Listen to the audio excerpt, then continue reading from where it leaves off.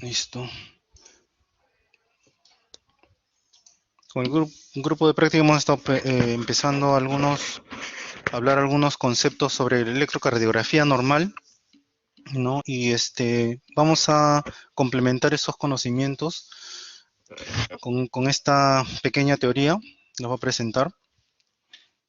Bueno, esta es la definición del electrocardiograma. Básicamente lo que quiero que recuerden ustedes de lo que es un electrocardiograma es este concepto de actividad eléctrica. O sea, el electrocardiograma lo que nos informa es solamente actividad eléctrica del corazón. No, acá no vemos anatomía, no vemos las cavidades cardíacas, no podemos ver, digamos, directamente si un corazón está dilatado, hipertrófico, pero con algunos signos que vamos a ver en forma indirecta podemos intentar aproximarnos a una anatomía cardíaca distorsionada, simplemente viendo un electrocardiograma, ¿no? Esa es, digamos, la idea. Pero básicamente lo que representa el electrocardiograma es actividad eléctrica del corazón, ¿no? Y hay toda una secuencia, digamos, de activación del corazón, ¿no? Que empieza en el nodo sinusal y después se desplaza esa actividad eléctrica en todo el corazón, ¿no? Produciéndose el fenómeno de la despolarización y la repolarización, lo cual al final va a constituir pues que todo el corazón se contraiga, ¿no? O sea, hay un acoplamiento entre la parte eléctrica y la parte, digamos, mecánica, ¿no? Ahora, en todo electrocardiograma ustedes siempre van a encontrar esto de acá, ¿no? Van a encontrar la onda P.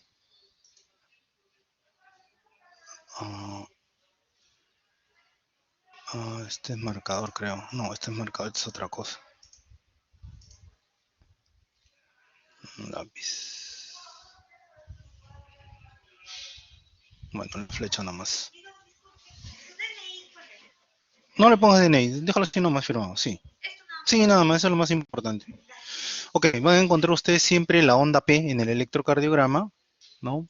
El complejo QRS y la onda T, en esa secuencia, siempre en ese orden, siempre la onda P primero que el QRS y siempre primero el QRS antes de la onda T. No pueden ir las cosas desordenadas, ¿no? Entonces la onda P va a representar la despolarización de las aurículas, el complejo QRS va a representar la despolarización de los ventrículos y la onda T va a representar la repolarización ventricular. Entonces, nuevamente, todo nuestro cardiograma tenemos que encontrar onda P, QRS y onda T, ¿no? Ahora, ¿cómo es que se origina todo esto? Esto se origina por las diferentes concentraciones de sustancias o de elementos que hay entre el extracelular y el intracelular, ¿no? O sea, hay diferentes concentraciones de ion sodio, potasio, calcio, fosfato, sulfato, colesterol. Es diferente del lado de la fuera de la membrana que dentro de la membrana o dentro de la célula, ¿no?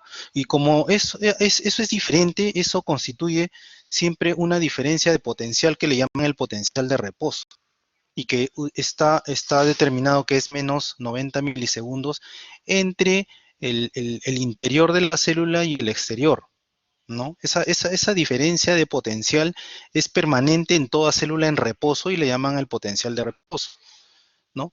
Pero este potencial de reposo puede alterarse por algún estímulo, que puede ser un estímulo mecánico, puede ser un estímulo eléctrico, puede ser un estímulo bioquímico, puede ser un estímulo humoral, ¿no?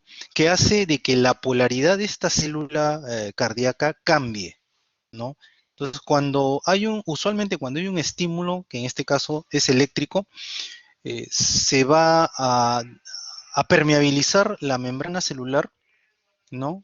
Y las concentraciones de iones van a cambiar, ¿no? Y este aspecto se llama despolarización, ¿no? Y esa despolarización lo hace el corazón en forma digamos, va a tener un sentido y una dirección, que le llaman el vector de despolarización, ¿no? Entonces, de una célula que está en reposo normal, ¿no? Por su diferencia de concentración, ante un estímulo se va a despolarizar, ¿no? Y después que pase ese estímulo, vuelve nuevamente a restablecerse la polaridad y a eso se llama repolarización. Entonces el corazón anda en eso, anda en despolarización y repolarización, despolarización y repolarización. ¿no? Y este es el fenómeno que se registra en un osciloscopio cuando se despolariza una célula muscular cardíaca, ¿no? Este es el fenómeno de la despolarización, ¿no? Con su potencial de acción. Y esto es el fenómeno de la repolarización. Este fenómeno que ustedes ven acá, que es muy conocido, que lo deben conocer de fisiología, se produce en todas las células, todas y cada una de las células cardíacas, ¿no? Fíjense cómo el nivel de potencial en reposo, que es esta línea que está acá, es más o menos menos 90 milisegundos, y frente a cualquier estímulo, ¿no? Va a cambiar la polaridad de la célula a través de la alteración de la permeabilidad de la membrana por este estímulo y se va a producir la despolarización, ¿no? Y después nuevamente va a regresar a su situación normal repolarizándose. Todo este fenómeno se llama potencial de acción. Todas las células tienen potencial de acción, ya que tienen digamos, los eventos electrolíticos que ocurren en el fenómeno de la despolarización y la repolarización, ¿no? Por ejemplo, en la fase cero, que es esta elevación brusca del nivel del potencial de acción, fase cero, hay una apertura de los canales de sodio y bruscamente ingresa el ion sodio del extracelular al intracelular. Después hay una pequeña caída donde sale una pequeña porción de iones potasio hacia del intra al extracelular. Después hay un fenómeno de meseta, que es la fase 2, en la cual ingresa el calcio del extracelular al intracelular, y el fenómeno, digamos, de 3 y 4, donde termina de salir el potasio del intracelular al extracelular, ¿no? Produciéndose la repolarización, y en la fase 4 se restablece nuevamente la polaridad a través de las sodio-potasio ATPasa, que son que acomoda, digamos, nuevamente los iones sodio fuera de la célula y los iones potasio dentro de la célula, ¿no? Esto se produce en toda célula cardíaca, sea tejido de conducción eléctrica y tejido de contracción muscular, ¿no? Entonces, fíjense acá cómo la despolarización se produce en un sentido. Fíjense, en este caso se está yendo desde la izquierda hacia la derecha. Miren cómo cambian las cargas eléctricas de afuera y de adentro, ¿no? Hasta que se despolariza completamente la membrana. Y después viene el fenómeno de la repolarización en sentido inverso, ¿no? Hasta que se restablece completamente la polaridad de la membrana, ¿no? Entonces, ese fenómeno no solamente se produce en la célula muscular, sino también en la célula del tejido de conducción, en ambas, ¿no? Todo nace acá, en el nodo sinusal. Ahí empieza, todos los fenómenos eléctricos del corazón empiezan acá. Por eso es que el nodo sinusal se llama marcapaso cardíaco, porque el marcapaso es el que inicia las despolarizaciones para que todo el corazón se contraiga en forma secuencial, ¿no? Ordenada y secuencial, porque si está fuera del orden, entonces eso se va a alterar, ¿no? Fíjense cómo el estímulo que nace a nivel del nodo sinusal se propaga en la aurícula derecha, se propaga en la aurícula izquierda, ¿no? Se propagan en las dos aurículas, llega el estímulo al nodo auriculoventricular, ¿no? Donde sufre un retraso fisiológico para que puedan vaciar las aurículas su contenido hacia los ventrículos. Después se despolarizan la rama derecha, la rama izquierda y después las fibras de Purkinje. Eso, como ustedes verán, tiene que ser una secuencia ordenada, ¿no? Se contrae primero el nodo sinus, perdón, se estimula el nodo sinusal, ¿no? Se contraen las aurículas y forma la onda P, ¿no? Hay un stop a nivel del nodo auriculoventricular, una detención, digamos, fisiológica, ¿no? Y después se despolariza el haz de His y las ramas derecha e izquierda del haz de His, ¿no? Y después se despolariza el ventrículo y se produce el QRS, ¿no? Y después se repolarizan las aurículas y se repolarizan los ventrículos formándose la onda T del electrocardiograma. Todo eso tiene que tener una secuencia ordenada, ¿no? Es un poco diferente el electrocardiograma, o mejor dicho, el potencial de acción de la célula de conducción eléctrica, y diferente a la célula digamos, de generación de mecánica cardíaca, ¿no? Que es, por ejemplo, la célula muscular, que es esta que está acá, y en el lado derecho tienen la célula de estimulación eléctrica. Tiene fases diferentes en su trazo de despolarización y repolarización, ¿no? Por ejemplo, aquí la célula de acción lenta, que es la que está en los tejidos de conducción, prácticamente su fase cero no interviene el sodio, interviene básicamente el calcio, a diferencia de la célula de contracción muscular, ¿no? Que básicamente la fase cero está comprendida con canales de sodio, ¿no? Esta no, esta tiene canales básicamente de calcio. Miren la fase 4 del potencial de acción de la célula de contracción muscular, prácticamente plana, ¿no? Y necesita, digamos, necesita un estímulo para ser despolarizada. En cambio, la célula de conducción rápida, que es el tejido eléctrico, miren, la fase 4 tiene una pendiente ascendente, ¿no? Esta pendiente ascendente lo hace en forma automática, ¿no? Y cuando llega a un umbral, ¿no? Prácticamente se despolariza espontáneamente. Por eso la célula, digamos, de generación de impulso cardíaco tiene esa capacidad de ser marcapaz porque tiene una despolarización espontánea en fase cero, ¿no? Entonces son diferentes las del tejido de conducción versus la del tejido, digamos, muscular cardíaco. Entonces el nodo sinusal es el marcapaso por excelencia, ¿no? Por eso es que yo siempre les insisto que en sus electrocardiogramas siempre busquen la onda P, porque la onda P nos va a decir de dónde está saliendo el primer impulso, que debe salir del nodo sinusal de la aurícula derecha, ¿no? La frecuencia es más o menos alrededor de 60, puede ser un poco más, un poco menos, ¿no? Básicamente el nodo sinusal, la despolarización no tiene corrientes de sodio, tiene más corrientes de calcio en su despolarización, ¿no? Y se conforma, digamos, el tejido muscular y el tejido de conducción como un sincicio, ¿no? Porque digamos que toda la conducción de la corriente que nace a nivel nodo sinusal se propaga a nivel auricular, ¿no? Y después se propaga a nivel de ambos ventrículos. Pero siempre tiene que haber un nexo acá, que es el nodo aurículo ventricular y el haz de His, porque si estuviera bloqueado eso se comporta como si las aurículas latieran por su lado y los ventrículos latieran por otro lado. Necesitamos acá un nexo entre ambos sincicios auriculares y ventriculares, ¿no? No se puede propagar de aurículas a ventrículos así directamente. Entonces necesitamos siempre digamos, un puente. Ese puente lo establece el nodo AB y el haz de His, con las ramas derecha y la rama izquierda, ¿no? Entonces, el nodo sinusal es el marcapaso por excelencia. Este es más o menos sus frecuencias entre 60 y 80 latidos por minuto. Puede ser un poco más, un poco menos, ¿no? Pero eso no significa que sea el único marcapaso.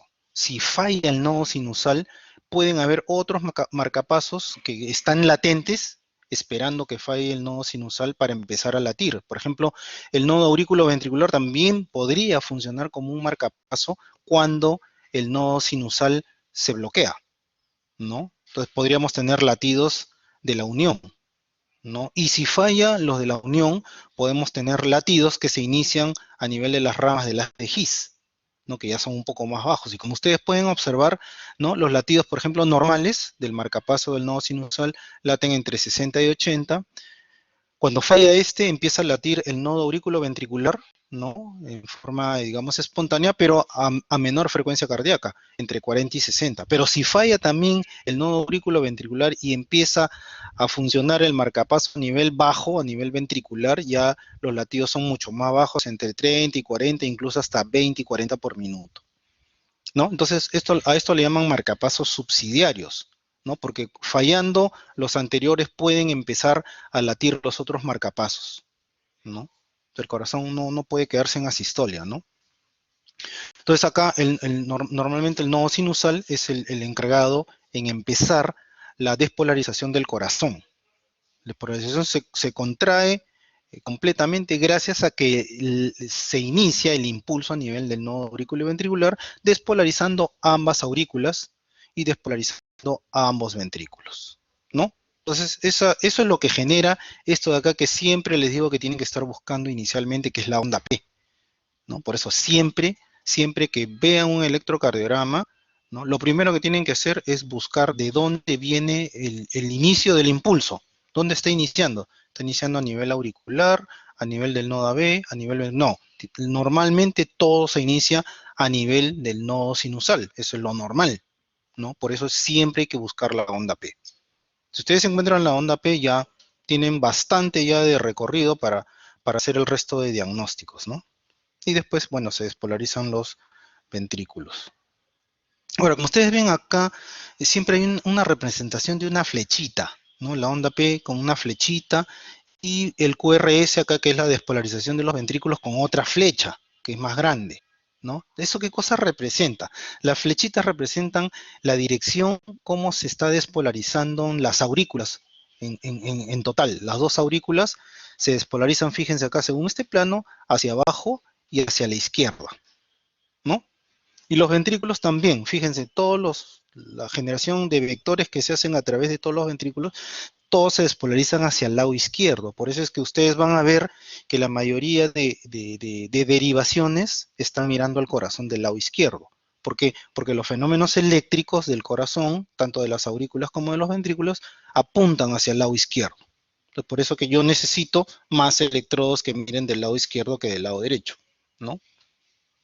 Entonces ahí viene la teoría del dipolo, ¿no? Entonces cuando ustedes vean una flecha así, esto significa que acá tenemos un fenómeno de una despolarización, ¿no? Y la despolarización está representada por este vector con cabeza positiva y cola negativa, ¿no? Entonces yo pongo acá mi electrodo de mi electrocardiograma, que le llaman electrodo explorador, tomo una plaquita y lo pongo justo al frente de la cabeza positiva del vector de despolarización.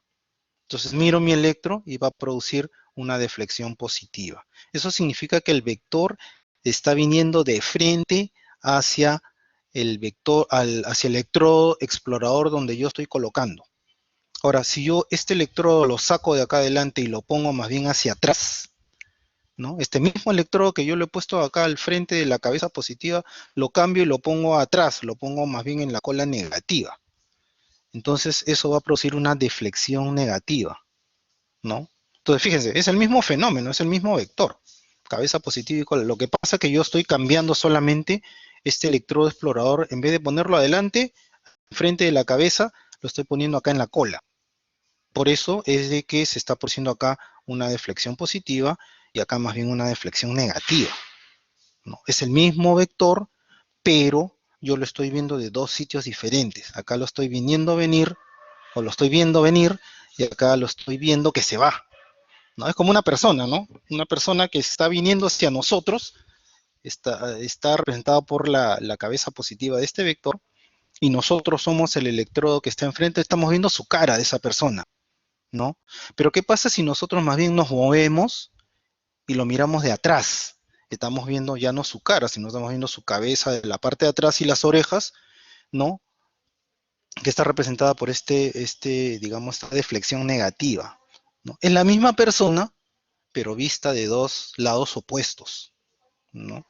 Ahora, si yo quiero, puedo ver a esta misma persona de costado. O sea, estoy viendo que pasa primero su cabeza o su cara, y después estoy viendo que pasa la espalda. Estoy viendo ambas cosas. Este sería, digamos, un electrodo intermedio.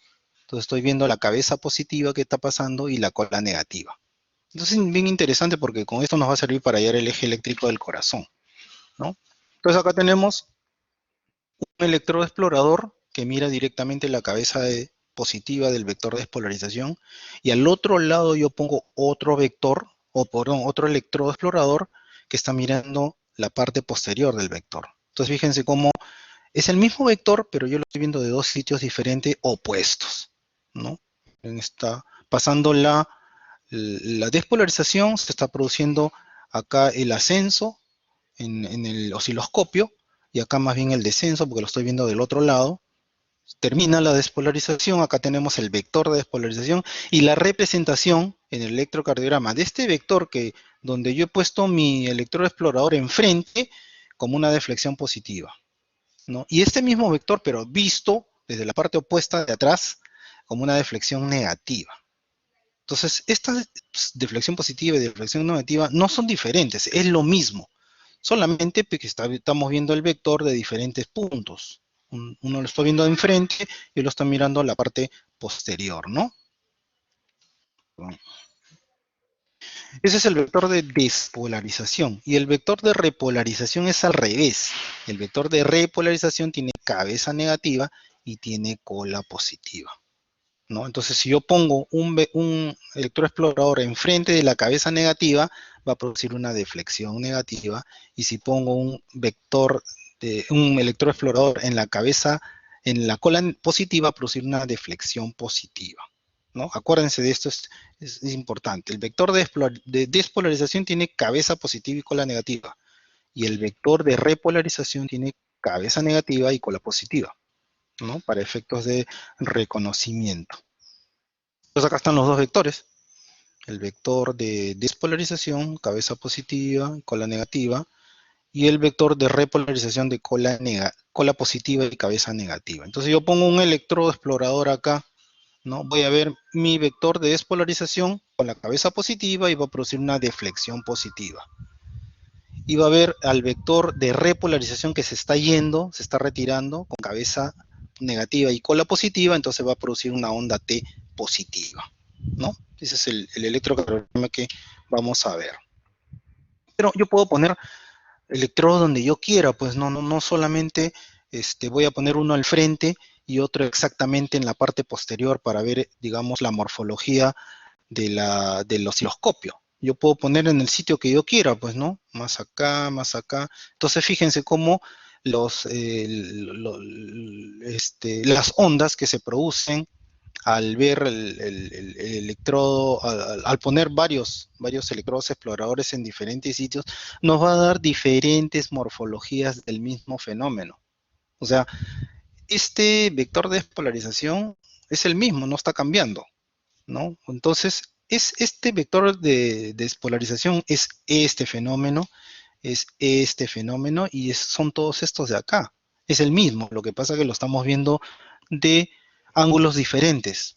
Es como tomarle la foto a una persona de diferentes ángulos, ¿no? De adelante, de atrás, de los pies, de la cabeza, del costado, del hombro, etcétera, etcétera, ¿no? Es la misma persona, pero lo estoy viendo de diferentes ángulos, ¿no? Por eso es que nosotros utilizamos 12 derivaciones, pues son 12 sitios diferentes del mismo fenómeno, ¿no? Como les decía, los fenómenos eléctricos usualmente del corazón, usualmente se van hacia abajo y usualmente se van hacia la izquierda, ¿no? Los fenómenos eléctricos del corazón apuntan hacia abajo y apuntan hacia la izquierda. Ese es digamos, el vector de despolarización del ventrículo,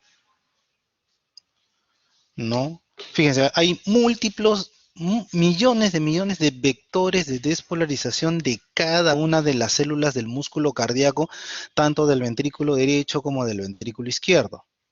Todos estos vectores al final se suman y tienen una resultante, igual que el vector de despolarización de la onda P.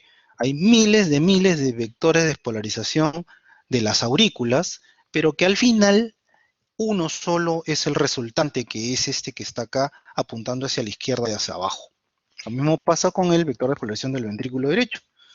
De los millones de vectores de despolarización queda solamente un resultante de todos que apunta hacia la izquierda y hacia abajo, ¿no? Entonces, lo que representa el electrocardiograma normal con la onda P, esta onda P es este resultante de todos los vectores de despolarización de ambas aurículas. Y el QRS que está acá es la representación de todos los vectores de despolarización de ambos ventrículos graficados como esta resultante, que finalmente es el complejo QRS. Entonces, la onda P es la resultante de la despolarización de ambas aurículas, y el complejo QRS es el resultante de la despolarización de ambos ventrículos. Y por último, la onda T es el representante de la despolarización de ambos, perdón, de la repolarización de ambos ventrículos. ¿Ok? Como les decía, los diferentes derivaciones del electrocardiograma son diferentes sitios, ¿no? Donde yo estoy mirando el corazón, o mejor dicho, mirando a los fenómenos eléctricos o mirando los vectores. El vector siempre va a estar ahí, siempre va a estar acá el vector de las aurículas y acá el vector de los ventrículos. Lo que yo hago es cambiar los sitios donde se están viendo, cambiar los ángulos, ¿no? Entonces, los vectores, como les repito, siempre van a apuntar a la derecha, perdón, a la izquierda, los dos vectores, tanto de la onda P y del complejo QRS, y siempre van a apuntar a la izquierda y siempre van a apuntar hacia abajo. Yo lo que hago es cambiar las diferentes derivaciones para ver estos fenómenos que no van a cambiar, pero de puntos diferentes, pues, ¿no? Para asegurarme que lo que estoy viendo es eso. Entonces, por eso a ustedes les dan un electrocardiograma con 12 derivaciones. Acá tienes 1, 2, 3, R, L, F, acá hay 6, B1, B2, B3, B4, B5, B6. O sea, tienes acá 12 sitios diferentes para ver el mismo fenómeno, ¿no? Pues por eso que yo coloco electrodos en las piernas, en los brazos, 4, y electrodos en el tórax, que son 6, ¿no? Entonces son 10, digamos, 10 electrodos que tengo que colocar, pero son 12 derivaciones, ¿no? Entonces acá está la forma de colocarlos, ¿no? Ya eso depende de la máquina que usen, pueden ser máquinas japonesas, máquinas chinas que vienen ahora, máquinas americanas, ¿no? Entonces tienen diferentes colores, pero la idea es de que ustedes reconozcan cuál es el que tiene que ir en el brazo derecho, cuál es el que tiene que ir en el brazo izquierdo y cuál es el que tiene que ir en las piernas, pierna derecha y pierna izquierda, ¿no? Entonces, digamos, estos electrodos nos van a conformar derivaciones del electrocardiograma que son derivaciones de extremidades, porque se colocan en los brazos y en las piernas, ¿no? Y extremidades del tórax, ¿no? Entonces las derivaciones bipolares, perdón, de extremidades son dos, las bipolares y las monopolares. Las bipolares porque agarran dos miembros, ¿no? Puede ser brazo derecho, brazo izquierdo, o pierna derecha o pierna izquierda, ¿no? Acá tenemos la derivación de 1, que es brazo derecho y brazo izquierdo, donde el brazo izquierdo es positivo. La derivación de 2 entre el brazo derecho y pierna izquierda, donde la pierna izquierda es positiva. Y la derivación de 3 entre el brazo izquierdo y la pierna izquierda, donde la derivación izquierda-pierna es positiva, ¿no? Tenemos las derivaciones monopolares, que son del brazo derecho, del brazo izquierdo y de la pierna izquierda. Las bipolares, que son estas de acá, ¿no? Fíjense cómo correlacionan dos miembros. Derivación 1 es el brazo derecho con el brazo izquierdo. Derivación 2, el brazo derecho con la pierna izquierda, donde la referencia es la pierna izquierda. Y el de 3, el brazo izquierdo con pierna izquierda, donde también la pierna izquierda es el referente positivo, ¿no? 1, 2, 3. Tenemos las derivaciones monopolares, donde tenemos esto ya no correlaciona ambos miembros, sino solamente uno. O es el brazo derecho, o es el brazo izquierdo, o es la pierna izquierda, ¿no? Y aquí tienen los 6 primeros derivaciones de miembros, ¿no? De 1, que es un bipolar, de 2 otro bipolar, de 3 otro bipolar. R monopolar, L monopolar y F monopolar. Este coge brazo derecho con brazo izquierdo con pierna izquierda, brazo derecho con pierna izquierda y brazo izquierdo con pierna izquierda. Acá brazo derecho, brazo izquierdo y pierna izquierda. Entonces son derivaciones de miembros. Bipolares las de arriba, monopolares las de abajo. Después tenemos las 6 derivaciones precordiales, que son las B1, B2, B3, como ustedes no sé si habrán visto, ¿no? Lo colocan en todo el tórax, ¿no? Acá tienen una figura en corte transversal, tienen acá el B1, B2, B3, B4, B5, B6. Estos se colocan en el tórax. Entonces, tenemos 6 derivaciones de miembros y tenemos acá 6 derivaciones de tórax, ¿no? Ahí tienen, digamos, los espacios donde deben colocar los diferentes electrodos, que no lo vamos a revisar ahorita, ¿no? En casos excepcionales podemos poner, eso es lo que también quería decirles. Fíjense, la colocación básicamente es, de las precordiales es, digamos, en el hemitórax izquierdo, ¿no es cierto? B1, B2, B3, B4, B5, todas se van para el lado izquierdo. ¿Por qué? Ya les he dicho, porque la mayoría de fenómenos eléctricos del corazón se van hacia la izquierda. Por eso es que yo tengo que poner electrodos básicamente en la izquierda, salvo que el paciente pues tenga una dextrocardia, que el corazón esté para el lado derecho y entonces ya tengo que poner más bien electrodos en el lado derecho, porque los fenómenos del corazón de un paciente con dextrocardia se van a ir para la derecha, ¿no? Pues así le van a mostrar los electrocardiogramas. Este es un electrocardiograma de 12 derivaciones. Acá está de 1, de 2, de 3, que son las derivaciones de miembros bipolares, R, L y F, que son derivaciones de miembros monopolares. Y acá tienen las 6 derivaciones del precordio, ¿no? B1, B2, B3, B4, B5. Y como les digo, siempre al final les van a dar un D2 larguito, para que vean el ritmo del paciente. Si esto es regular, si es irregular, etcétera, etcétera. Entonces, las derivaciones son 12 las derivaciones. Y en cada derivación tienen que mirar la onda P, el complejo QRS y la onda T. Onda P, complejo QRS, onda T, ¿no? Siempre tiene que ir en cada electrocardiograma que ustedes tomen o siempre que le entreguen, siempre que ver que sea que le corresponda al paciente. Hay que ver la edad del paciente, porque no es lo mismo interpretar un electrocardiograma de un bebito que de un paciente anciano o de un adulto. La fecha también es importante, pues no estamos, por ejemplo, un paciente agudo que está con un infarto agudo, no lo vamos a chequear con un electro de una semana, pues, ¿no? La hora también es muy importante, porque a veces están entreverados los electrocardiogramas, hay que ordenarlos por hora para ver cómo evolucionan los cambios, por ejemplo, un infarto o una angina inestable, ¿no? La calibración, que vamos a ver qué cosa es, y bueno, si hay duda de si este electro es del paciente, si no es del paciente, de cuándo fue de ayer, fue de hoy, mejor le tomamos uno nuevo y lo actualizamos, ¿no? Ahora fíjense, en relación a las derivaciones de miembros bipolares, acá tenemos el D1, D2, D3, estas derivaciones las podemos acercar a un punto medio, como la ven acá. La acercamos a un punto medio y le sumamos también las derivaciones de miembros monopolares. Se las sumamos y todo, fíjense, todas van a caer, ¿no?, en un plano frontal. O sea, que tienen el paciente, ¿no? Y las derivaciones van a estar acá colocadas en el plano frontal del paciente. El corazón va a estar al medio y aquí van a tener ustedes todas sus derivaciones de miembros que van a ver al corazón en el plano frontal.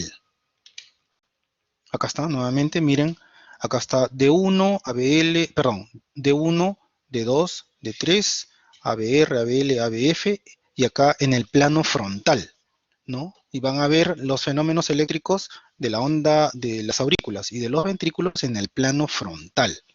No sé si me dejo entender con plano frontal. Creo que acá tengo una gráfica.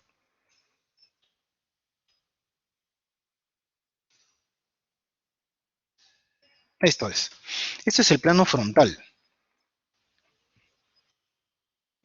¿no? Y el plano frontal lo vemos con las 6 derivaciones de miembros, de 1, de 2, de 3, ABR, ABL, ABF. Con esas 6 vemos el plano frontal. Y con las otras 6 que están colocadas en el tórax, vamos a ver el plano transversal de los fenómenos eléctricos. Entonces, el electrocardiograma ve los fenómenos eléctricos del corazón en dos planos, plano frontal y plano transversal. Entonces, por eso regresamos acá nuevamente.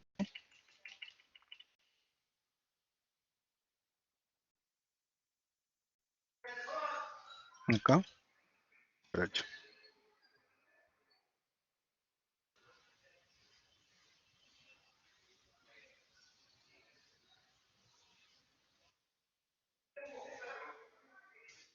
Plano transversal, las precordiales, y plano frontal, aquí está el plano frontal, las derivaciones de miembros, ¿no?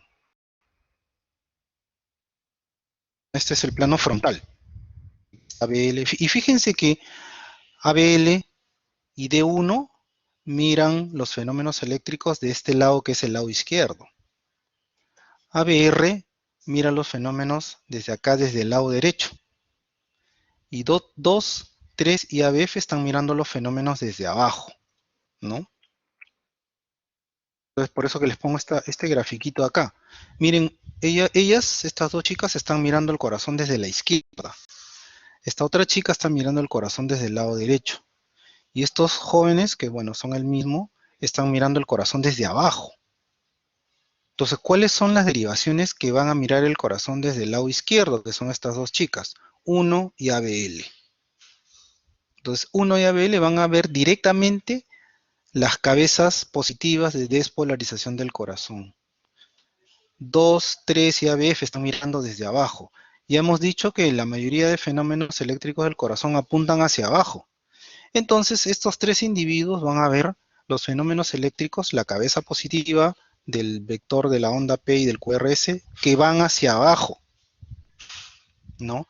Y este de acá, el ABR, es la única chica que va a ver los fenómenos desde el lado derecho. Ponemos solamente uno porque el lado derecho básicamente no tiene mucha reacción, ¿no? Además es que todos los fenómenos eléctricos se van a la izquierda, por eso, y hacia abajo, por eso que a la izquierda y abajo ponemos más derivaciones, ¿no? En la parte transversal, ¿no? Cómo colocamos los electrodos para ver el corazón en el plano transversal, ¿no? Acá, este ya no es el plano frontal, sino es el plano, este es el plano transversal. Estamos viendo los fenómenos si se van hacia adelante o si se van atrás, o también si se van a la izquierda, ¿no? Ahí están los vectores de despolarización del corazón, usualmente se van hacia la izquierda. Entonces estas dos chicas van a ver básicamente bien los fenómenos que se van al lado izquierdo, ¿no? Y este es el corte transversal del corazón, con los vectores. Acá están los dos planos, ¿no? El plano frontal con las derivaciones de miembros y el plano transversal con las derivaciones precordiales.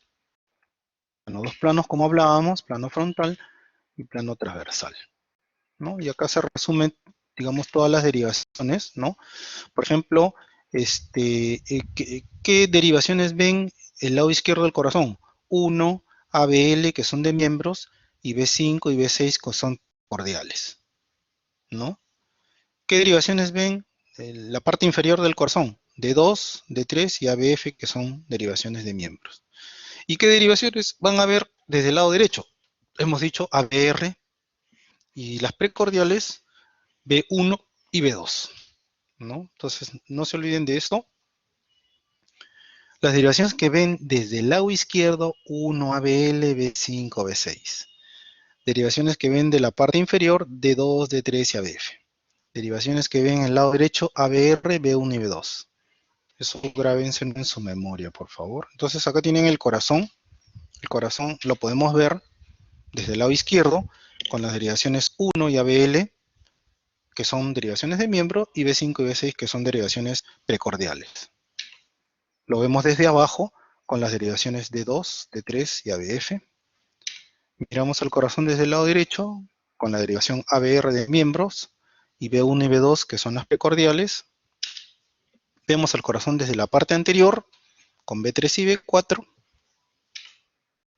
¿no? Y esas son las 12 derivaciones que tenemos que analizar. Entonces, lo ideal sería pues que en el electrocardiograma nos presenten así ordenadito las caras del corazón, ¿no? 1 ABL, B5, B6 izquierdas, 2, 13 ABF inferior, B1, B12 ABR derecha, no, pero no lo presentan así, ¿no? El electrocardiograma te lo presentan así, ¿no? 1, 2, 3, R, L, porque el electrocardiograma lo toma así ordenado, ¿no? Pero tú ya sabes que 1 que está acá y ABL que está acá miran al corazón del lado izquierdo junto con B5 y B6 que están acá. Entonces, lo que tú veas en D1 también lo tienes que ver en ABL y también lo tienes que ver en B5 y en B6. Por otro lado, tú ya sabes que las derivaciones que miran al corazón desde la cara inferior son D2, D3 y ABF que están acá. Entonces, cualquier fenómeno que ocurra en D2 lo tienes que ver también en D3 y lo tienes que ver también en ABF porque los tres están mirando la cara inferior. Derechas, B1 y ABR, que está por acá, ¿no? Y la cara anterior es visto por B3 y B4, ¿no? Pero el electro, pues, hay que tratar de interpretarlo así, ¿no? Entonces, bueno, estos son los vectores resultantes. Fíjense cómo la despolarización de ambas aurículas, ¿no? Que está representada por este solo vector, apunta hacia abajo y apunta hacia la izquierda. Por lo tanto, si apunta hacia la izquierda, 1 y ABL, que son derivaciones que están mirando el lado izquierdo, van a presentar una deflexión positiva. Y si este vector de despolarización de las aurículas apunta hacia abajo, entonces en D2, D3 y AMF también va a producirse una deflexión positiva porque están mirando desde abajo. ¿Y qué va a pasar en ABR? En ABR, como lo está viendo del lado derecho, y este es un vector que se está yendo hacia el lado izquierdo, ABR va a ser negativo, ¿no? Hablando de la onda P, ¿no? Entonces acá está, miren, fíjense cómo la onda P, la resultante de la despolarización de las aurículas es este vector representando la onda P. Entonces miren cómo en 1 y en ABL la onda P es positiva. En 2, en 3 y en ABF también la onda P debe ser positiva. Y en ABR es negativa, ¿por qué? Porque el electrodo se está alejando de la parte derecha, se está yendo a la izquierda, y por eso es que ABR lo está viendo negativo, ¿no? Entonces, conclusión, la onda P siempre es positiva en 1, siempre positiva en 2 en ritmo sinusal normal, siempre es negativa en ABR, bueno, y tiene pues su duración y su amplitud, ¿no? Pero acuérdense de esa dirección, ¿no? El vector de la onda P siempre apunta hacia abajo y hacia la izquierda, ¿no? Por eso es que, si está apuntando hacia la izquierda, por eso es que en ABR, que está mirando desde el lado derecho, la onda P es negativa, y en el resto es positiva, ¿no? Pues el QRS también tiene sus vectores de despolarización, ¿no? Vector 1, vector 2, vector 3, pero básicamente también apunta hacia abajo y hacia la izquierda. El único vector de despolarización de los ventrículos que apunta hacia la derecha es el primer vector de despolarización septal, ¿no? Por eso es que en B1, que mira del lado derecho, se produce una pequeña onda R chiquita, que es el primer vector de despolarización septal. Después viene el vector 2, que es el de despolarización de las paredes libres, el 2 y el 3, y se produce una deflexión negativa porque se aleja de B1, ¿no? En cambio en B6, ¿qué pasa? En B6, más bien como se ve que se acerca hacia B6, se produce una R alta, ¿no? Y el primer vector de despolarización septal, en este caso, sería una Q chiquita, ¿no? Como son fenómenos que usualmente se van hacia abajo, entonces en D2, ¿dónde está D2 acá? D2, D3 y en ABF son, digamos, deflexiones positivas. ¿Por qué? Porque los vectores de despolarización de los ventrículos miran hacia abajo, ¿no? Aquí solamente miren los vectores en el plano transversal nada más, ¿no? El primer vector de despolarización septal, ¿no?, apunta hacia la derecha, por eso es que en B1 y en B2 hay una deflexión positiva chiquita. Después viene el segundo vector de las paredes libres, donde se despolariza la gran masa ventricular izquierda, y ese sí apunta para la izquierda, por eso es que se produce una deflexión negativa en B1 y en B2. Pero si lo miramos de B5 y B6, el primer vector de despolarización se va hacia la derecha, por lo tanto se produce una deflexión negativa chiquita, onda Q, y el segundo vector, que ya se apunta completamente hacia la izquierda, va a producir una deflexión R grandota, ¿no? Por eso es que es el mismo fenómeno, sino que lo estamos viendo del lado derecho y acá lo estamos viendo del lado izquierdo. Los mismos fenómenos, ¿no? Y aquí los tienen, ¿no? Entonces debe haber una transición eléctrica, ¿no? Esa transición eléctrica de B1 a B5 es como la onda R va creciendo de B1 a B2, a B3, a B4, a B5 y a B6, ¿no? Donde usualmente la transición, o sea, donde la onda R es más o menos simétrica a la onda S, es más o menos en B3 y otros en B4, ¿no? Que tienen una transición normal. Miren las precordiales como va aumentando la onda R a medida que nos desplazamos de B1 a B6, ¿no? Pero puede haber una transición un poco más temprana o una transición un poco más tardía, ¿no? Dependiendo de dónde pongamos los electrodos y dependiendo del paciente también, ¿no? Y como ustedes ya saben, el vector de repolarización es este que está acá, con cabeza negativa y cola positiva, ¿no? Y tiene digamos, una dirección diferente a la dirección del vector de despolarización, ¿no? Que nos ejemplifica la onda T. Entonces, este pesista, este físico-culturista que es Arnold Schwarzenegger en sus buenas épocas, ¿no? Si lo vemos de arriba, abajo, de izquierda a derecha, siempre va a ser el mismo Schwarzenegger, ¿no? Sino que en este caso esta chica está viendo su espalda, esta chica está viendo al frente, esta está viendo la cabeza y esta está viendo los pies, ¿no? Pero es el mismo Arnold Schwarzenegger, ¿no? Pero lo estaban viendo ellas de diferentes ángulos, ¿no? Lo mismo esta chica, la estamos viendo por pedazos, ¿no? Pero ya nosotros, digamos, reconociendo cada trozo de esta foto, podemos saber que es una mujer, que está en bikini, que es rubia, etcétera, etcétera, ¿no? Y bueno, al final nuestra mente es la que tiene que hacer, digamos, la visión del componente eléctrico del corazón, en este caso de la foto, ¿no? Entonces el electrocardiograma también es así, ¿no? Por eso le ponen 12 derivaciones, ¿no? Para que ustedes puedan ver el corazón de diferentes puntos. Lo quieren ver del lado izquierdo, busquen 1 ABL, B5 y B6. Lo quieren ver del lado derecho, miren ABR, B1 y B2. Lo quieren ver de la parte inferior, miren D2, D3 y en ABF. Si lo quieren ver de la parte anterior, B3 y B4, ¿no? Así tienen que más o menos pensar cómo se va a interpretar un electrocardiograma. Ahora, como les decía, el electrocardiograma hay que determinar primero su frecuencia cardíaca. Hay varios métodos para hallar la frecuencia cardíaca en un electrocardiograma. Acá tienen la regla de los 6 segundos, donde deben haber marquitas en el papel. Hay usualmente marcas de T segundos. Entonces tú juntas 3 segundos por acá, más otros 3 segundos por acá, tienes 6 segundos. Cuentas cuántos electrocardiogramas hay, o cuántos complejos QRS. 1, 2, 3, 4, 5, 6, 7, 8. Lo multiplicas por 10 y tienes 80 por segundo, ¿no? La frecuencia en el papel. ¿No? Acá también tienes señal. A veces las señales son bolitas rojas, a veces son flechitas rojas, flechitas, a veces son rayitas, ¿no? Pero buscas esas señales de 3 segundos, buscas 2 de 3 para completar 6 segundos, cuentas cuántos complejos hay dentro, en este caso hay 10 complejos, son 6 segundos, para 60 segundos deben ser 100 por minuto, ¿no? Después hay otra mnemotecnia, como les decía, al comienzo de contar, hacer coincidir una onda R del electrocardiograma con una línea más gruesa del papel milimetrado. Y lo hacen coincidir o buscan una derivación donde coincida y empiezan a contar 300, 150, 100, 75. Ahí donde cae el siguiente QRS, esa es la frecuencia cardíaca del electrocardiograma, ¿no? Pues puede haber 300, 150, 100, 75, 60, 50, 43, 37, 33 y 30.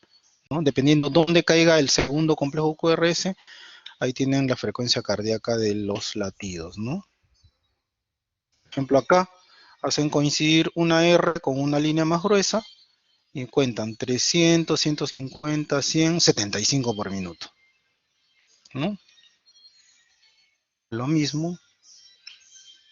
Existen reglitas también que les puede ayudar a determinar la frecuencia cardíaca en el electrocardiograma. Solamente lo que tienen que hacer es hacer coincidir un complejo QRS, seguir las reglas que le da, las instrucciones que le da la reglita, ¿no?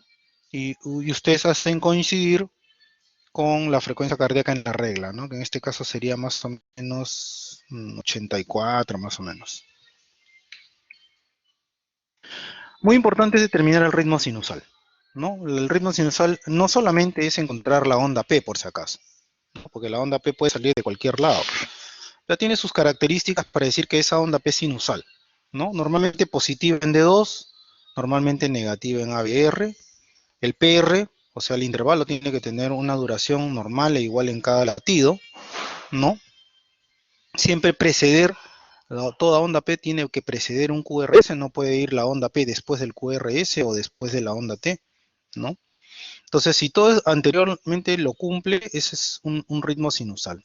A veces en jóvenes los RR pueden ser irregulares, ¿no? O sea, los intervalos entre un R y otro R, que normalmente deberían ser simétricos, irregulares.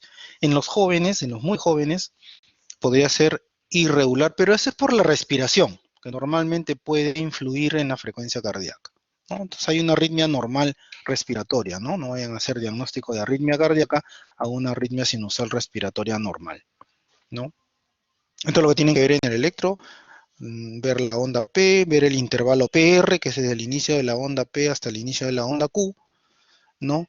Medir el intervalo QRS, que es desde el inicio de la onda Q hasta el fin de la onda S, y el intervalo QT desde el inicio de la onda Q hasta el fin de la onda T. Esos tres intervalos tienen que leerlos sí o sí, ¿no? Acá está el intervalo PR del inicio de la onda P hasta el inicio de la onda Q. Segundo intervalo, el QRS desde el inicio de la onda Q hasta el fin de la onda S.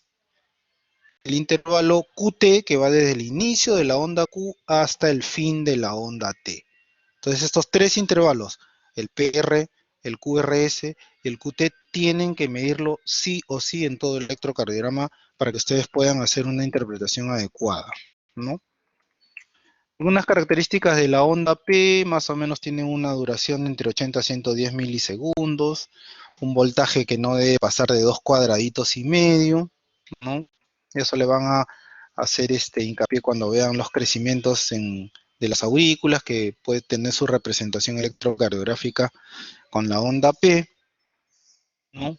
Y una cosa importante es que así como hay despolarización de los ventrículos y repolarización ventricular, también ocurre lo mismo con las aurículas, ¿no? Acá la onda P representa la despolarización de las aurículas, ¿no? Y después de la onda P, las aurículas se repolarizan. Entonces aquí hay una onda de repolarización de la onda P, así como hay el QRS de despolarización de los ventrículos y la onda T, la repolarización de los ventrículos, igualito, la onda P se despolariza y también se repolariza. El problema es de que la repolarización de la onda P es un fenómeno tan pequeñito que es ocultado por el fenómeno grande que es el QRS.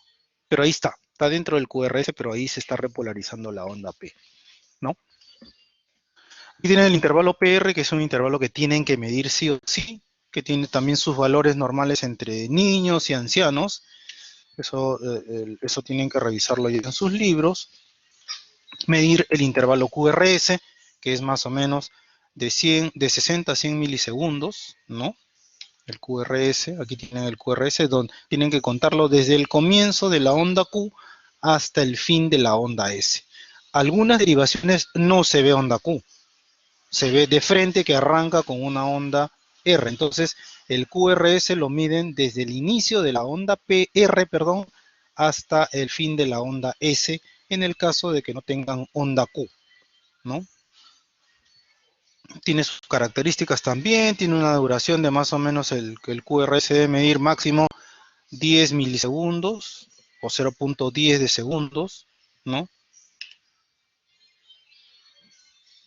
Fíjense, aquí hay un complejo QRS estrecho, de más o menos 2 cuadraditos o 2 cuadraditos y medio. Aquí tiene un QRS más ancho y acá un QRS recontra ancho. Para nosotros es importante que ustedes escriban si el QRS es ancho o es angosto, porque si es ancho estamos pensando en un fenómeno de trastorno de la conducción auriculoventricular, ¿no? O de la conducción ventricular, perdón, ¿no? Entonces el QRS debe ser angostito, 2 cuadraditos, máximo 2 cuadraditos y medio, ¿ok? Después, como les decía, el complejo QRS puede tener ondas Q, pero no toda onda Q es patológica, ¿no? Aquí las ondas Q pueden ser ondas Q no patológicas porque representa el primer vector de despolarización septal, ¿no? Siempre mirar esta progresión, no se olviden, esto de acá. Fíjense cómo la onda R está en chiquita en B1, más grande en B2, más grande en B3, mucho más en B4, B5 y B6. Eso es lo que le llaman la transición. Eso es normal en todo electrocardiograma. Así como va progresando hacia arriba la onda R, miren la onda S, se va reduciendo de B1, B2, B3 hasta B6, ¿no? Así como progresa la onda R, la onda S se va achicando. Es un fenómeno también normal en las precordiales. Vamos a verlo después, a qué se llaman las ondas Q fisiológicas o normales. No toda onda Q es patológica, ¿no? Medir el intervalo QT, eso es lo que estábamos viendo en la mañana, ¿no? Desde el inicio de la onda Q hasta el fin de la onda T. Ese es el intervalo QT. También tiene que medirlo. Y como explicaba a mis alumnos en la mañana, el QT varía mucho con la frecuencia cardíaca. Si tú tienes una frecuencia muy rápida, el QT se acorta. y si tienes una frecuencia cardíaca muy baja, muy bradicárdico, el QT se alarga. Entonces tenemos que hacer el análisis del QT en base a la frecuencia cardíaca y hay varias fórmulas, pero la fórmula más conocida es la fórmula de Bassett, ¿no? En la cual coloca el QT hallado, perdón, el QT hallado acá, en el numerador y en el denominador, ¿no? Tenemos que hallar la raíz cuadrada de un intervalo RR en segundos, ¿no? Es un poco complicado, pero normalmente se hace para poder hacer diagnóstico de QT, que es importante cuando damos antiarrítmicos, ¿no? A veces se puede prolongar el QT y tenemos que hacer la fórmula de Bassett para correr. Pero afortunadamente en esta época tenemos calculadoras, no sé, en internet hay un montón de calculadoras que pueden ayudarlos a hallar el QT corregido.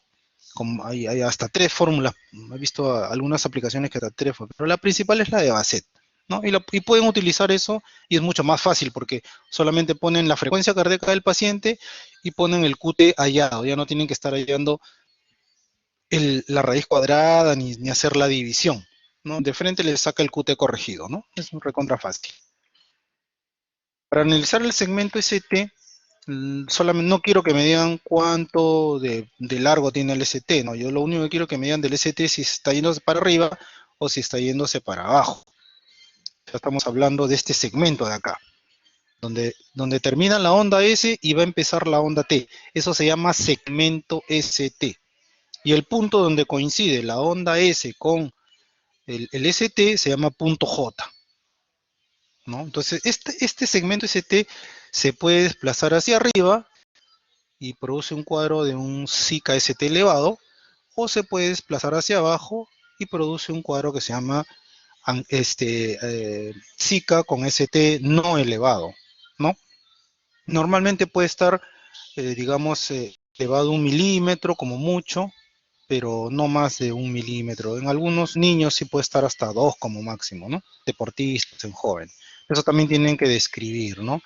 El supradesnivel del ST o el infradesnivel del ST, ¿no?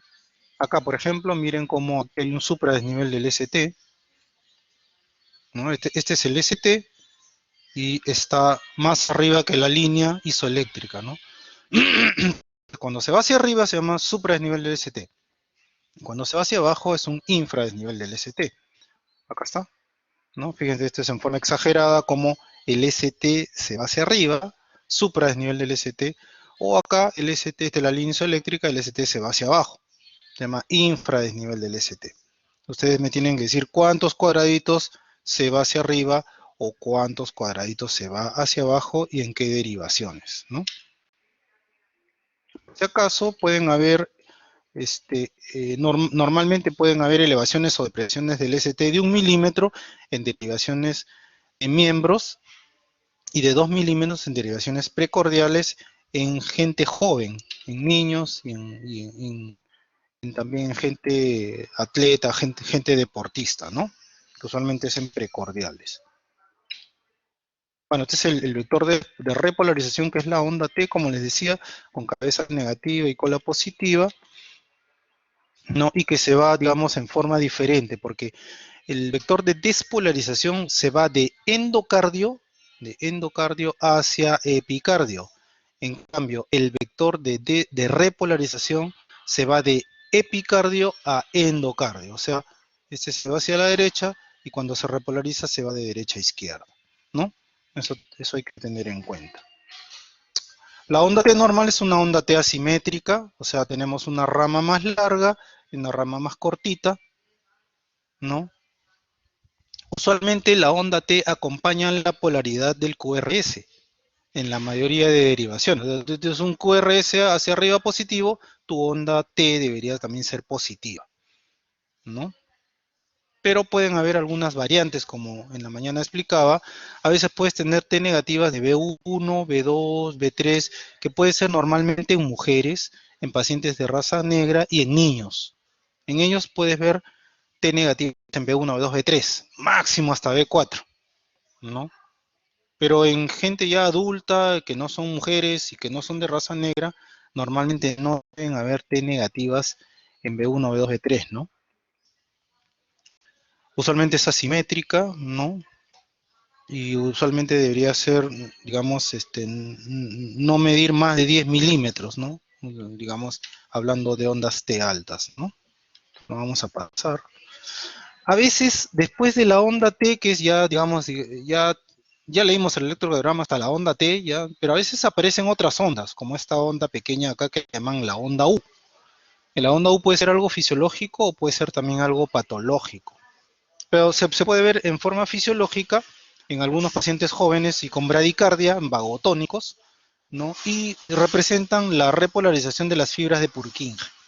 Es un fenómeno que se puede ver normalmente, ¿no?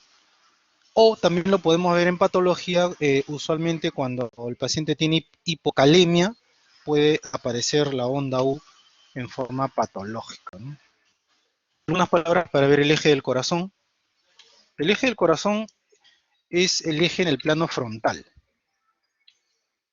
Ese es el plano frontal del corazón.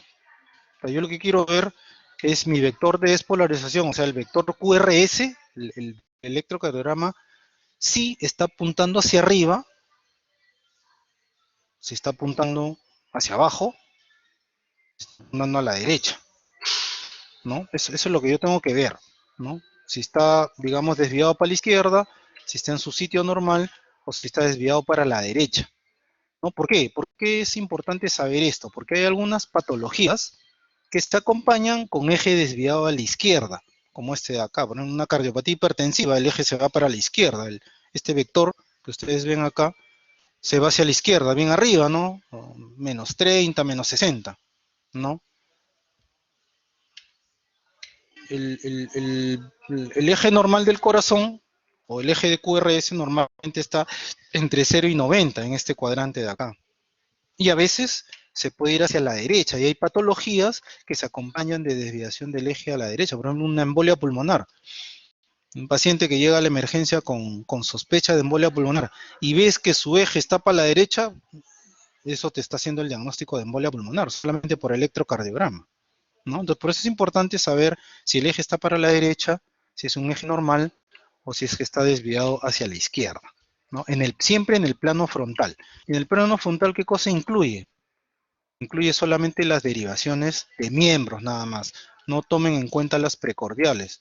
Este es el eje, digamos, el plano frontal del corazón, ¿no? Este es el plano que tenemos que ver, no en el plano transversal. Yo solamente quiero saber el eje en el plano frontal, que es este que está acá. Perdón, este que está acá. Este es el plano transversal. Ese no quiero saber. Yo quiero saber este de acá, del plano frontal, donde están 1, 2, 3, R, L y F. Nada más. No quiero saber las precordiales. Entonces, obviamente, a veces es necesario de la matemática. Acá tienen el plano frontal con todas sus derivaciones. Entonces, lo que ustedes tendrían que hacer es mirar de uno y medir el QRS, o mejor dicho, medir la onda R, ¿no? Y la grafican en su papel milimetrado. Después tienen que mirar acá abajo en ABF, medir también la onda R y graficarla en el papel milimetrado. Después colocarle sus proyecciones y hallar una resultante de estas dos derivaciones.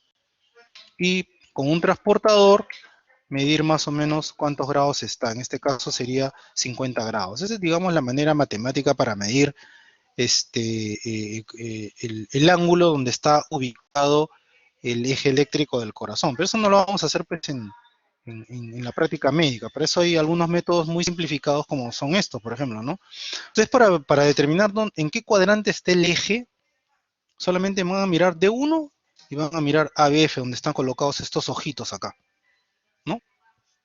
Entonces, D1 te mira qué cosa, te mira si el vector de despolarización está hacia la derecha o si está hacia la izquierda. Y ABF te va a determinar si el vector se está yendo hacia arriba o si está yendo hacia abajo, ¿no? Entonces, con esos dos elementos tú puedes ubicar en qué cuadrante está. Este es el cuadrante de desviación a la izquierda.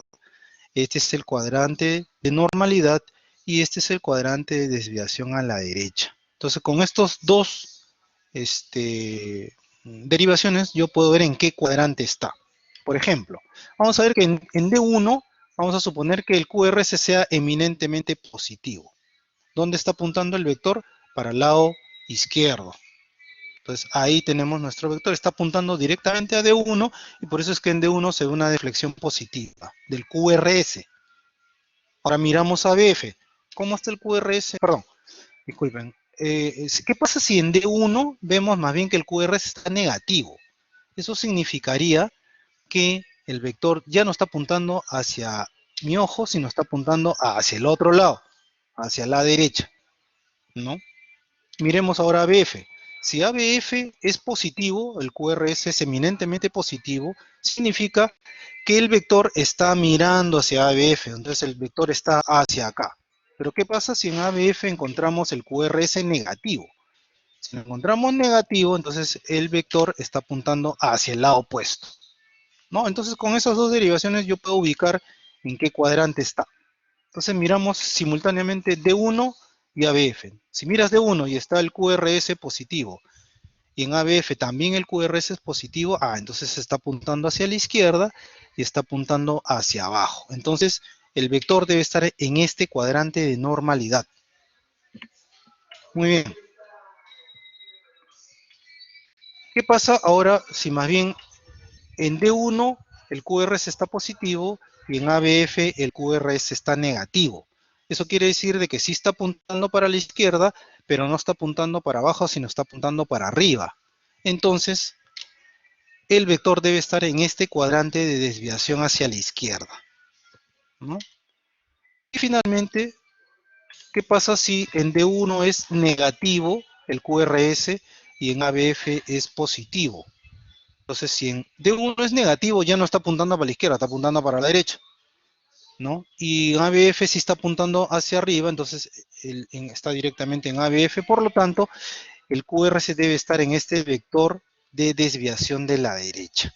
Entonces, solamente fíjense, mirando D1 y ABF, ¿dónde está la polaridad máxima del QRS? Ustedes pueden determinar si está en el cuadrante de desviación a la izquierda, si está en el cuadrante normal o desviado a la derecha.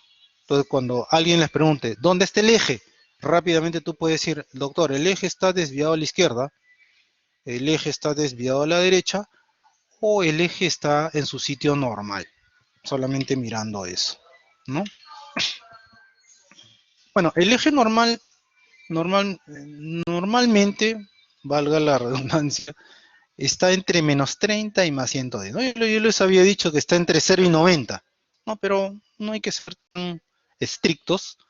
Puede ser de que esté en menos 10. Hay otros autores que lo ponen en menos 10, otros en menos 30. Entonces,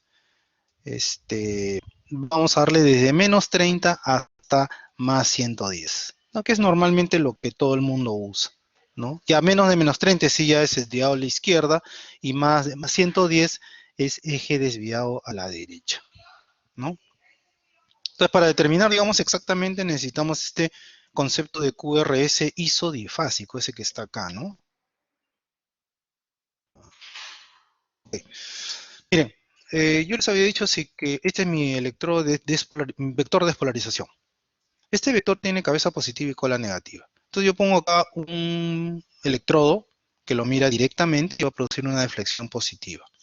Pongo un electrodo opuesto, completamente opuesto, y va a haber más bien la cola negativa, va a producirse una deflexión negativa en este lado. Ok, pero es el mismo vector, estamos hablando, ¿no? Entonces yo lo pongo, este tercer vector yo lo voy a poner intermedio. O sea, ni acá ni acá, lo pongo en intermedio justo 90 grados que pasa el vector. Entonces, este vector va a pasar así, y entonces este electrodo explorador va a ver primero su cabeza positiva, va a producir una deflexión positiva, y después va a producir una deflexión negativa, porque va a haber la cola negativa. A este QRS se le llama el QRS isodifásico. ¿Por qué? Porque tiene la misma cantidad de voltaje hacia arriba y la misma cantidad de voltaje hacia abajo. Por eso le llaman isodifásico, dos fases, y son iguales, isodifásico. Entonces el QRS que está isodifásico nos ubica al vector de despolarización que está pasando exactamente perpendicular a este electroexplorador, ¿no? Entonces, mi misión en el electrocardiograma es buscar la isodifásica. ¿En cuáles de estas derivaciones está la isodifásica? Entonces, vamos a ver.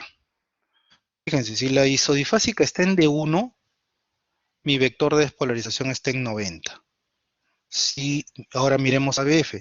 Si mi vector de despolarización isodifásico está en ABF, mi vector está en 0 grados. ¿Eso qué significa? Acá, ¿no? Vamos a suponer que miramos derivación de 1, o miramos todas las derivaciones, ¿no? Pero encontramos en D1 que está la isodifásica. Entonces, eso significa que el vector de despolarización está pasando perpendicular a D1. ¿Y qué cosa es lo que está perpendicular a D1? Es 90 grados. ¿Ok? ¿Qué pasa si más bien yo encuentro mi isodifásica en ABF? En ABF está el QRS isodifásico, igual para arriba, igual para abajo. Entonces, eso significa de que mi vector de despolarización está pasando perpendicular a ese ABF, entonces está en 0. Entonces, para eso hay esta reglita. Miren, en D1, si ubican la isodifásica en D1, el vector de despolarización está en 90 grados. Si encuentran la más isodifásica en ABF, el vector de despolarización está en 0 grados. Y si lo encuentran en D2, D3, R o L, ya tienen estos intermedios. Entonces, para eso tienen que memorizarse esta reglita de la isodifásica, donde es 90 menos 30 más 30 más menos 60 más 60 y 0. ¿Cómo se aplica eso? Vamos a ver. Miramos todos los, las derivaciones del plano frontal, no, nada más, ¿no? No miren las precordiales. Vamos a suponer que en ABL encontramos la más isodifásica. Entonces, en ABL, según esta regla isodifásica, estaría el vector de despolarización acá, en más 60 grados, porque esa es la perpendicular a ABL, ¿no? Eso es más o menos lo que quiero decir, ¿no?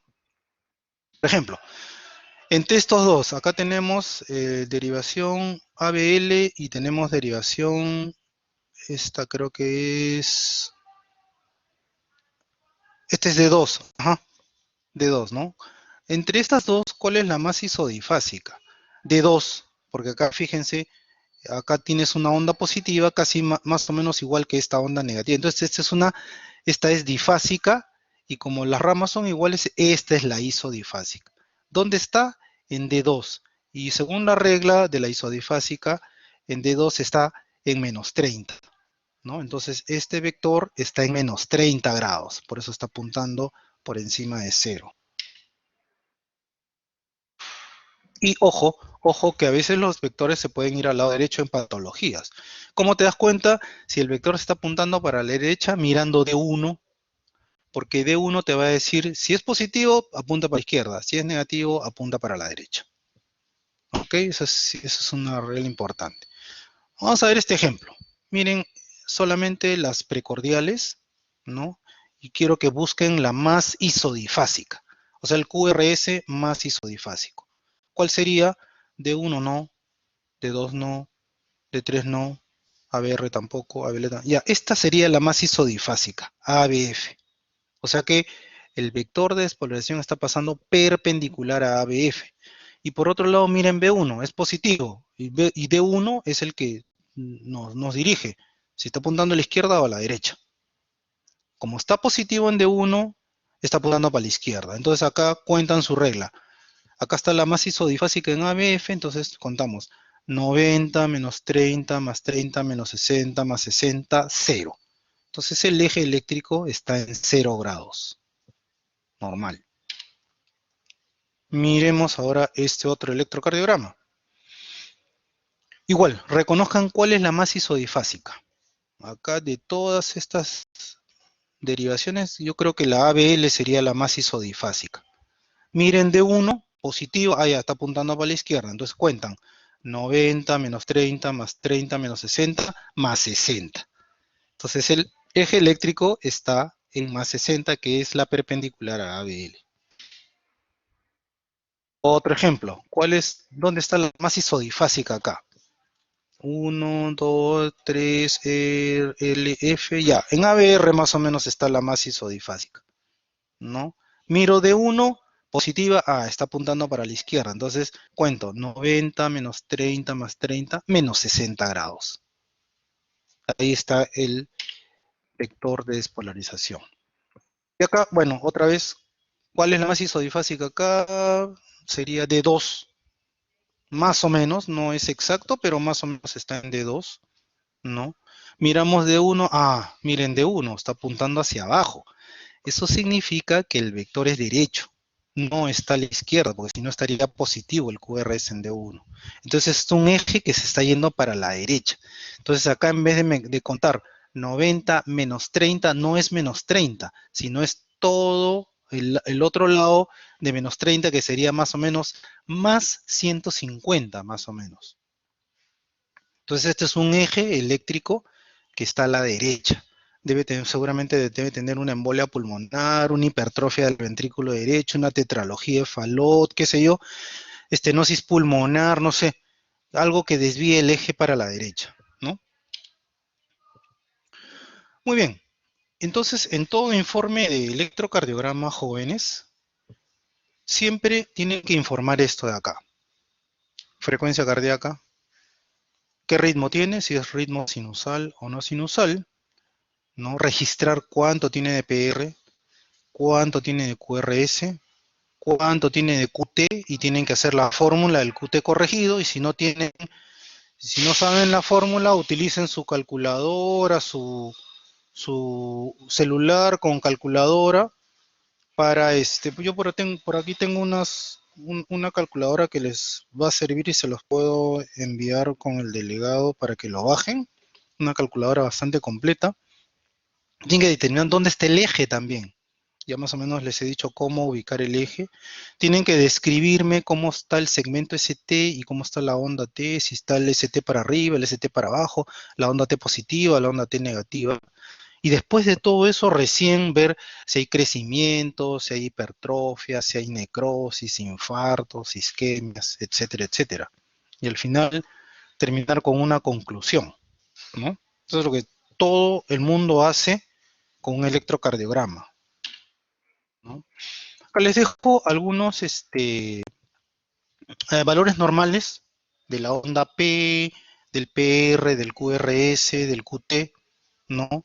Que tienen valor porque ustedes, para decir, pues, tienen un QRS ensanchado, tienen que saber hasta cuánto normal es el QRS, que puede ser en milisegundos o en cuadraditos. Tiene un PR largo o tiene un PR cortito, ya, pero ¿cuánto normal es el PR? ¿No? ¿Y a qué le estamos llamando PR corto? ¿No? Eso también tienen que saber, ¿no? Y entonces este es un electrocardiograma que siempre les van a mostrar, por lo menos yo les voy a mostrar así los electrocardiogramas, ¿no? Cuando ustedes vean un electrocardiograma, no vean, pues a veces hay gente que, no sé, pues no tienen la educación adecuada o el entrenamiento adecuado. Y tú le dices al médico, mándame su electrocardiograma por WhatsApp, tómale una foto y mándalo. Y lo único que hacen es te mandan derivación de 2 nada más. Porque es la única tira que ha tomado el monitor, ¿eh? Y te mandan como si fuera un electrocardiograma. No, para analizar un electrocardiograma ustedes necesitan las 12 derivaciones, si no, no se puede hacer ningún diagnóstico. Lo único que pueden hacer, ya María, gracias a ti. Lo único que ustedes pueden hacer con una tira de D2 es decir cuánto tiene de frecuencia cardíaca.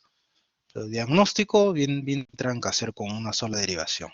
Los diagnósticos para todo tipo de patología necesita 12 derivaciones. ¿Ya? Entonces, así les van a mostrar, yo les voy a mostrar todos mis electros cuando hagamos práctica, cuando hagamos de repente alguna teoría por ahí, yo les voy a mostrar los electrocardiogramas con sus 12 derivaciones. Y bueno, como estamos en época pues de pandemia y no podemos ver tiras largas, ahorita es ideal tener un electrocardiógrafo con este tipo de hojas, ¿no? Son hojas A4, donde están las 12 derivaciones y al final les ponen un tracito de dedos largo, ¿no? Entonces, fíjense, ¿qué hago yo con este electrocardiograma ahora? ¿No? Ya con la teoría que les he dado ya es un poquito, digamos, más fácil enfrentar a un electrocardiograma. ¿Qué es lo primero que van a ver? Lo primero que van a ver es cuánto tiene de frecuencia cardíaca, ¿no? Se ve que aparentemente está en una frecuencia cardíaca adecuada. Entonces, lo que hacen es ustedes tratan de buscar un complejo QRS que coincida con una línea más gruesa del papel milimetrado, que puede ser este que está acá, ¿no? O si quieren mirar de dos, este que está acá. Entonces, a partir de este complejo QRS empiezan a contar de línea gruesa en línea gruesa. 300, 150, 100, 75, 60, 50. Entonces este tiene 50, un poquito más de 50, puede tener 52 o 54 más o menos. Ahora, si quieren hacerlo más preciso, cuentan cuántos cuadraditos hay entre R y R. 5, 10, 15, 20, 25, 29 deben haber más o menos. Dividen 1500 entre el número de cuadraditos, que es 29, y le va a salir más o menos también la frecuencia cardíaca en 60 y tantos, ¿no? O si quieren, buscan señales de 3 segundos que acá no hay, ¿no? Y cuentas el número de complejos QRS en 6 segundos, lo multiplican por 10 y ya tienen su frecuencia cardíaca en el papel, ¿no? Entonces pueden utilizar el método que ustedes quieran, o utilizar una reglita si quieren. Después, ¿qué hago? Ya, bacán. Tiene más o menos 60 y tantos de frecuencia cardíaca. Pero, perdón, 51. ¿Cuánto fue? 50 y tantos, ¿no? Ya, tiene 54 más o menos. Ok. ¿Qué hago después? Miro pues de dónde viene el latido principal. Tiene que venir, esto tiene que ser un ritmo sinusal. ¿Cómo me doy cuenta que es sinusal? Busco la onda P. Miro de 1, tiene onda P. Miro de 2, tiene onda P. Miro de 3, parecería que hubiera. Miro ABR, sí tiene onda P. ABL también tiene onda P. AB, todos tienen onda P. Ah, entonces debe ser sinusal. Entonces, para no equivocarme, miro las derivaciones que están en el lado izquierdo, 1 y ABL, donde la onda P es positiva. Allá, perfecto, sí puede ser sinusal. Miro ABR y es negativa porque ABR está mirando del lado derecho. Entonces, normalmente la onda P es negativa. Ah, ya, perfecto, sí es un ritmo sinusal normal. PR también constante, bueno, lo medimos, miden el PR, miden el QRS, miden el QT, ¿no? Ya tienen todas sus medidas. ¿Qué falta? Faltaría el eje. Buscan la más isodifásica acá. Un poco difícil acá. Olvídense de las precordiales. Solamente miren D1, D2, D3, R, L y F. ¿Cuál sería entre D1 y ABF la más isodifásica? Un poco difícil porque 1 no es, 2 no es, 3 no es, R tampoco. Probablemente acá en ABL más o menos sería la más isodifásica. A veces es así, a veces no encuentran exactamente el QRS más isodifásico.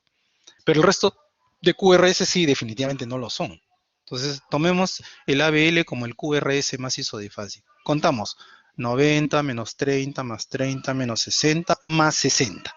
Un eje más 60 es un eje eléctrico normal. Hasta ahorita todo está normal. Miramos el ST, miramos la onda T que es negativa en B1, que puede ser normal si es mujer, ¿no? Y prácticamente esto sería un electrocardiograma dentro de límites normales, ¿no? Entonces, en todos los electros tienen que hacer toda esa misma operación, sabiendo más o menos ya cuáles son los valores normales, ¿no? Bueno, eso sería todo. No sé si tienen alguna pregunta por ahí.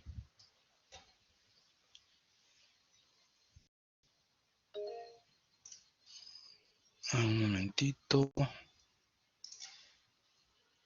Sí, adelante, Diego. Doctor, buenas tardes. ¿Qué pasaría si esta